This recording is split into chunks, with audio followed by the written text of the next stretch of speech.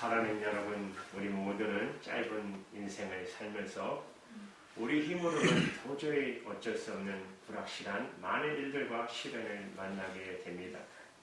이러한 우리에게 오늘 주신 이 말씀만큼 우리를 위로하고 격려하는 말씀이 또 있을지 모르겠습니다. 여러분 다 외우시죠? 오늘 본문 7절 8절에 구하라 그리하면 너에게 주실 것이요 찾으라 그리하면 찾아낼 것이요 문을 두드리라 그리하면 너에게 열릴 것이니 구하는 자마다 얻을 것이요 찾는 자가 만날 것이요 두드리는 자에게 열릴 것이다. 그 다음에 참 중요한 말씀이 있습니다. 11절에 보시면 너희가 악한 자라도 좋은 것으로 자식에게 좋은 걸 줄 줄 알거든. 그 앞에 무슨 말씀이 있어요? 9절 10절에 보면 자식의 떡을 달라면 뭘 줘요? 돌을 줄 자가 없고. 그렇죠. 자식이 생선을 달라 하는데 떡을 쥐어줄 부모가 어디 있습니까? 너희가 악한 자라도 자녀에게 좋은 걸 줄지 알지 않느냐? 하물며 11절에 보시면 하늘에 계신 너희 아버지께서 구하는 자에게 좋은 것을 주시지 않겠느냐? 한마디 한마디가 우리 마음에 와서 아주 강하게 찡하게 울리는 은혜의 말씀이라는 것을 느낄 수가 있습니다. 여러분 여기서 염려하지 말라고 마태복음 6장에서 우리에게 간곡하게 말씀하시는 주님을 기억하십니까? 여러분 마태복음 6장 31절에 보면 무엇을 먹을까, 무엇을 마실까, 무엇을 입을까 염려하지 말라 하시던 주님이 오늘 7장에 와서는 구하라고 하십니다. 찾으라고 하십니다. 두드리라고 하십니다. 왜 염려하지 말아야 하는 우리가 기도를 해야 할까요? 기도는 염려 백신입니다. 기도하면 염려가 잠잠해질 수 있지만 우리가 기도를 쉬면, 기도하지 않으면 염려는 스물스물 발병하는 경우 우리에게 찾아온다는 것입니다. 그러므로 이 두 가지는 항상 병행하는 것입니다. 염려하지 않기와 기도하기, 이 둘은 항상 여러분 신앙생활에서 병행합니다. 여러분 빌립보서 4장 6절에도 똑같은 맥락의 말씀을 우리에게 주고 계십니다. 아무것도 염려하지 말고 라고 하셨잖아요. 아무것도 염려하지 말라. 그리고 그 다음에 이어서 무슨 말씀이 나와요? 오직 모든 일에 기도와 간구와 소원을 하나님께 감사함으로 아뢰라고 합니다. 그러니까 염려하지 마. 그러나 그게 전부가 아니야. 기도해 하는 말씀이에요. 이 두 가지가 병행을 제대로 할 때 우리의 영혼이 푸른 초장에서 뛰노는 건강한 하나님의 자녀가 될 수 있고 양들이 될 수 있는 것입니다. 그러나 염려를 안 하는데 기도도 안 합니까? 반드시 우리 영혼은 병들고 맙니다. 우리가 이 사실을 마음에 명심해 두어야 합니다. 사랑하는 여러분, 기도가 무엇입니까? 구하고 찾고 두드리는 것입니다. 이 세 가지를 너무 구별하려고 하지 마시기 바랍니다.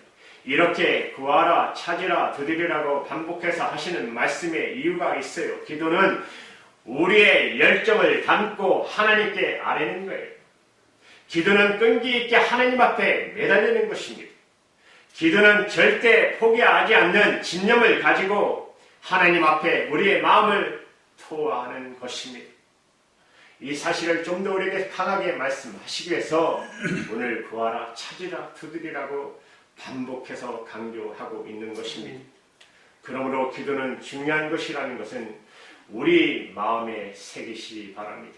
여러분 입술만 가지고 몇 마디 하는 것 기도가 아니라는 거예요. 물론 하나님 그 기도 들으시지만 진짜 기도의 핵심은 구하고 찾고 두드리는 열정과 끈기와 집념이 반드시 있어야 합니다. 한두 번 기도하다가 그만두어버리는 것은 하나님이 기도라고 하지 않는 것입니다. 끝을 볼 때까지 매달리는 자세가 우리에게 필요한 것입니다. 이런 의미에서 기도가 뭐냐? 기도는 우리가 개인적으로 현실적으로 부딪히는 여러 가지 절박한 문제들이 많이 있잖아요. 그 절박한 문제들을 가지고 하나님 앞에 나가 씨름하는 것, 이것이 구하고 찾고 드리는 기도인 것입니다. 이런 기도의 성격을 파악했다고 해서 모든 것은 끝난 것은 아닙니다. 여러분 구하라 찾으라 두드리는 주님께서 하신 이 말씀을 깊이 묵상하면 참 묵상할 때마다 마음의 큰 은혜를 받을 수가 있습니다. 여러분 구하고 찾고 드리는 기도는 다른 것이 아닙니다. 하나님의 때를 기다리는 기도라는 것입니다. 하나님의 때를 기다립니다. 내가 원하는 시간에 내가 받아내기만 할 수 있다면 여러분 구할 필요가 있겠어요? 두드릴 필요가 뭐 있겠어요? 한 번 기도하면 끝날 텐데, 한 번 기도하면 주실 텐데, 그런데 주님께서 구하고 안 되면 찾고 안 되면 끝까지 두드려라 하는 이유는 하나님의 때가 있다라는 것입니다. 하나님이 움직이셔야 비로소 내가 기도의 응답을 받을 수 있는데 하나님이 움직이지 아니하고 계실 때가 있다라는 거예요. 그럴 때는 우리는 구하고 찾고 드리는 기도의 자세를 포기하는 것이 아니라 끝까지 기도해야 한다는 것입니다. 그러나 하나님께서 일어나 드디어 행동하실 때는 놀라운 응답이 우리에게 임하는 것입니다. 그러므로 그때를 기다리는 기도의 자세가 우리에게 필요한 것입니다. 여러분 생각해 보세요. 여러분 자녀들 다 키워보셨지만 자녀들이 어렸을 때 이거 사달라 저거 사달라 이거 달라 저거 달라 하면 다 주고 다 사주십니까? 자녀들이 원하는 거 다 주기를 원하십니까? 아마 그렇잖아요. 자녀가 원하는 거 다 주고 싶잖아요. 그러나 마음으로 교육적인 계산을 하게 됩니다. 어떻게 하는 것이 자녀에게 유익하고 교육시킬 수 있을까? 그래서 자녀가 원하는 것을 다 주는 것이 아니라 꼭 필요하다고 생각하는 것을 선택해 자녀들에게 가장 유익하고 그 생각하는 타이밍에 맞춰서 뭔가 하나씩 주는 거 아닙니까? 이것이 부모의 자세입니다. 늘 자녀를 생각하면서 주는 것이죠. 하물며 여러분 생각해 보세요. 전능하신 하나님, 지혜로우신 하나님이 달란다고 막 주시겠어요? 그렇지 않죠? 하나님이 생각하셔 아직 때가 아니다. 기다려야 한다고 생각하시면 하나님은 절대로 움직이지 아니하십니다. 하나님이 가만히 움직이지 않으실 동안 우리는 계속해서 하나님께 매달리는 것입니다.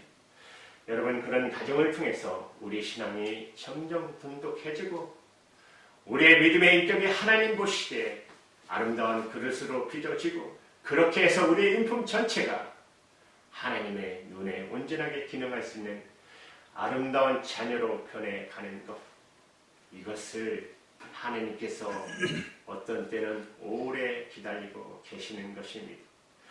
그래서 우리가 미성숙한 자녀가 아니라 성숙한 자녀가 되기를 하나님께서 원하고 계신다는 것을 꼭 기억하시기 바랍니다. 아멘. 여러분 우리가 구하고 찾고 드리는 기도는 그 대상이 하나님이 아버지라는 사실을 우리 마음에 꼭 기억해 두시기 바랍니다. 아멘. 오늘 마태복음 11장에 나오지 않습니까? 하늘에 계신 너희 아버지께서 구하는 자에게 좋은 것으로 주시지 않겠느냐.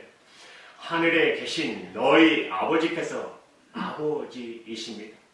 여러분 우리는 하나님이 누구신가 대충 상식적으로도 알지 않습니까?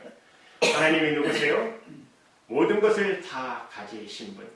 그분은 부족한 것이 하나도 없으신 분. 여러분 하나님이 누구십니까? 그분은 마음만 먹으면 무엇이든지 다 할 수 있는 전능하신 분. 하나님은 누구십니까? 그분은 우리를 불쌍히 여기시는 분. 때로는 하나님을 실망시킬 때가 얼마나 많이 있어요.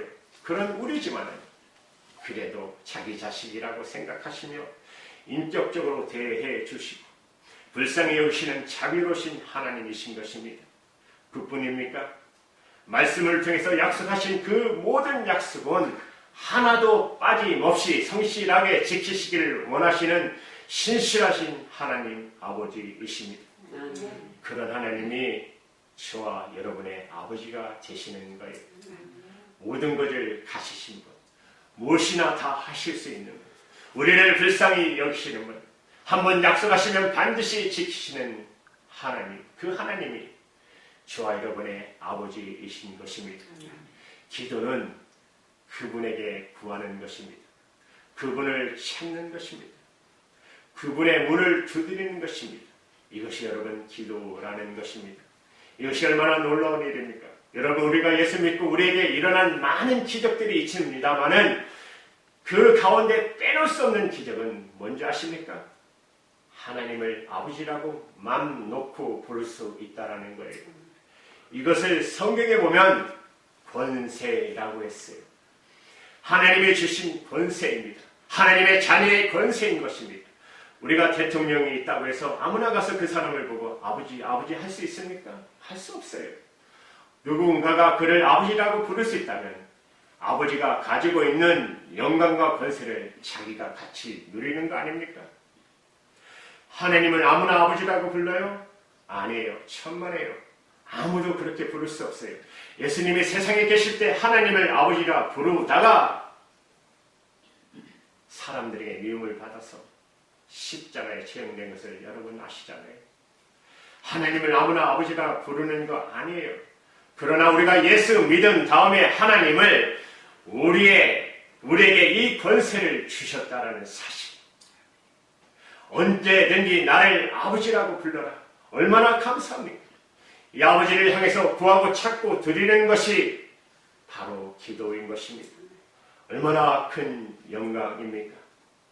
그럼에도 불구하고 우리는 머리로서는 다 받아들여요. 그러나 실제로 하나님을 나의 아버지로 믿고 마음에 깊이 받아들이지는 못하는 사람들이 많다라는 거예요. 다른 말씀으로 표현한다면 하나님을 나의 아버지로 100% 신뢰를 못하고 있는 분들이 많다라는 사실이에요. 여러분, 이것이 문제인 것입니다. 뭘 보면 알죠? 기도하지 않는 거 보면 알아요. 진짜 하나님을 신뢰한다면, 아버지를 신뢰한다면 여러분 기도 안 하고 되겠어요? 그런데 기도를 안 해요. 기도해도 그저 형식적으로. 안 하면 뭔가 찝찝하니까. 옛날에는 잘했다 그런 말 하지 마세요. 지금이 중요해요. 여러분, 형식적으로 기도해요. 하나님을 그만큼 내가 믿지 않는다는 뜻이에요. 그렇지 않습니까? 그리고 하나님을 향하여 우리가 아버지라고 부를 때마다 또 가슴을 뭉클하게 하는 사실이 하나 있습니다. 그게 뭔지 아십니까? 우리가 막 집요하게 하나님 주시옵소서, 하나님 주시옵소서 이렇게 설교하면 기복신앙도 설교한다고 할 수 있어요.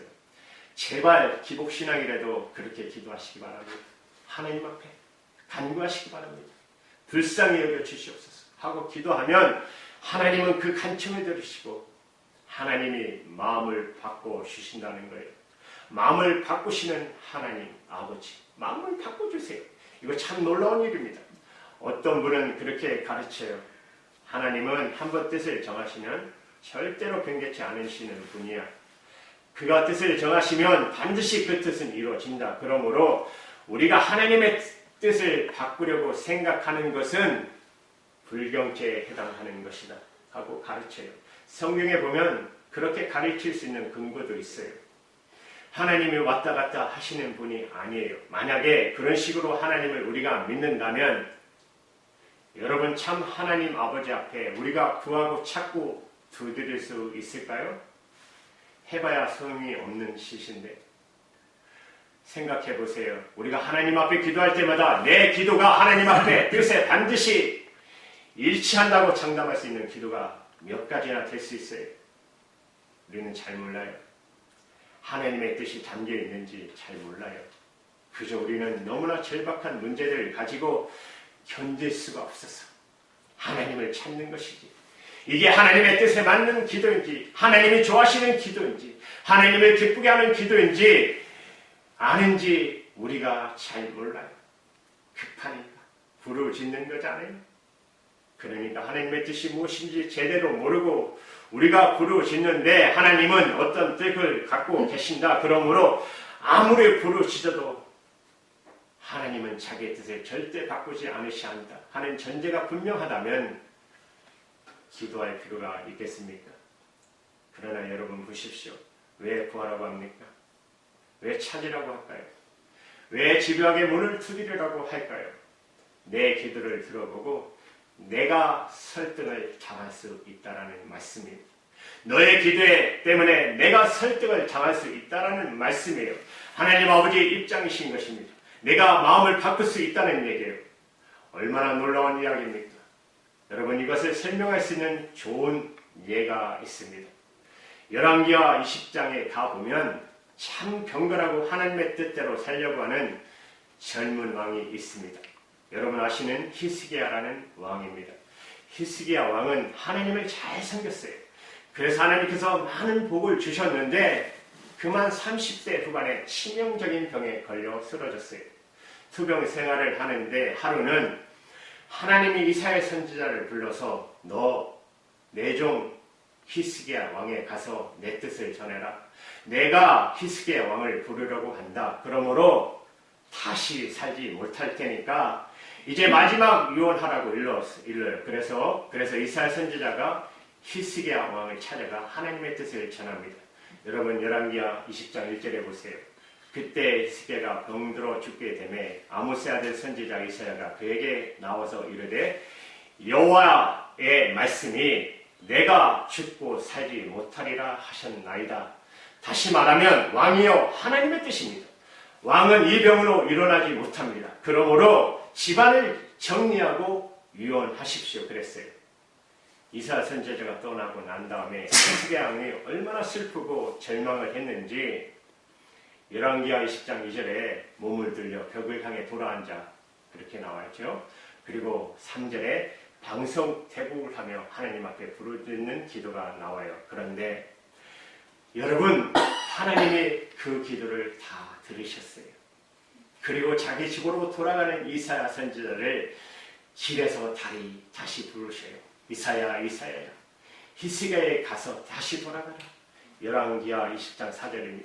이사야가 성읍 가운데까지도 이르기 전에 여호와의 말씀이 그에게 임하여 이르시되 5절 말씀에 너는 돌아가서 내 백성의 주권자 히스기야에게 이르기를 왕의 조상 다윗의 하나님 여호와의 말씀이 내가 내 기도를 들었고 내 눈물을 보았노라.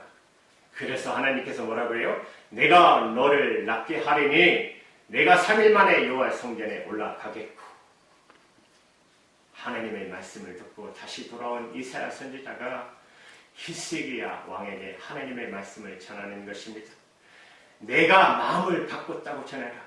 그리고 뭐라고 히스기야에게 전합니까? 하나님께서 왕의 눈물을 보셨다고 합니다. 왕의 기도를 들으셨다고 합니다. 그래서 마음을 바꿔서 왕에게 15년을 더 살 수 있도록 생명을 연장시켜 주셨다고 약속하셨습니다. 왕이여 소망을 가지고 일어나시기 바랍니다. 보십시오.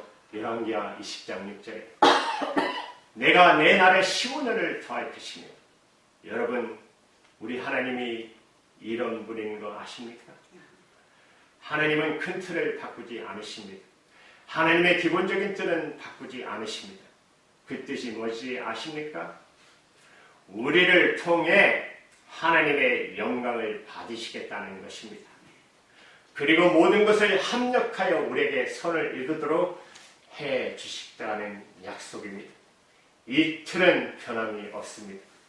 그러나 이 틀 안에서 개개인적인 우리의 개인의 문제를 다루실 때는 경우에 따라서 우리의 기도를 들어주시고 하나님께서 자기 뜻을 바꾸시고 스스로 우리의 기도에 설득 당하시는 것 같이 보이시는 일들이 일어난다는 거예요. 여러분 이거 믿으시기 바랍니다. 왜 그래요? 그분이 우리의 의로우신 아버지이시기 때문에 여러분 구하고 찾고 드리는 자에게 그 기도에 반드시 좋은 것으로 주신다는 약속을 하셨습니다. 여러분 이 사실을 꼭 기억하시기 바랍니다. 오늘 본문 11절에 보시면 너희가 악한 자라도 자녀에게 좋은 것을 줄 알거든 하물며 하늘에 계신 너희 아버지께서 구하는 자에게 좋은 것으로 주시지 않겠느냐.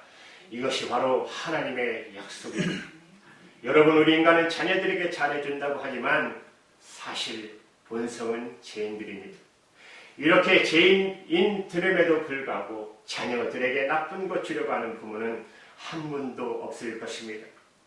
여러분 미국 캘리포니아에 있었던 일입니다. 팩더슨이라고 하는 사람이 마약과 강도짓으로 가정과 자녀를 버리고 교도소에 들어갔어요.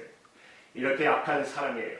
이런 사람을 아버지라고 부를 사람이 누가 있고 남편이라고 생각할 사람이 누가 있겠어요. 그런데 교도소에서 소식을 들으니까 자기 딸이 유독하다는 거예요.